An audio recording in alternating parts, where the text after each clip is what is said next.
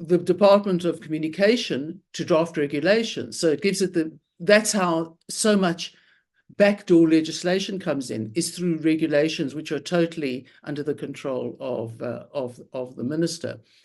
But so that's the one complaint, and the other complaint I've mentioned is that there's no basis in existing legislation.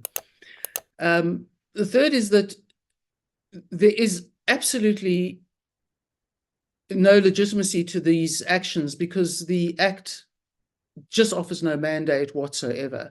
And the definitions are very, very broad, and they may create new categories of prohibited content that neither they, nor the Act, the board, nor the Act, nor the minister otherwise have the authority to do so.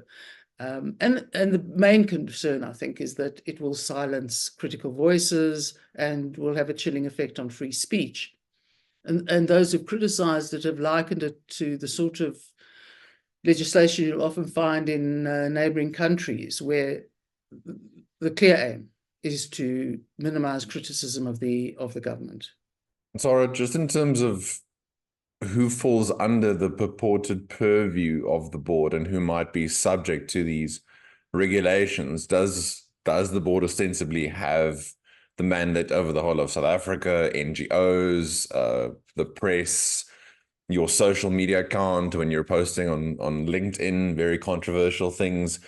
Where can they then go to try and enforce these sorts of regulations on a discussion like this, for example, on YouTube? Well, essentially, I think they see themselves as being able to go in everywhere, and you end up pulling in entities that would not fall under the purview of the Act until these regulations, and that you're looking at Vodacom, MTN, Telkom,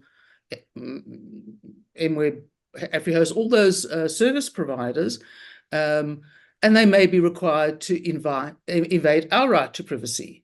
Thank you very much for watching. To access the full video along with the rest of our CRA analysis, our weekly risk alerts, as well as our macro reviews and our periodic strategic intelligence reports, as well as our briefings, please head to the CRA website linked in the description below and consider subscribing to our services. Until next time, Chris Hattingh here for the Center for Risk Analysis. Take care.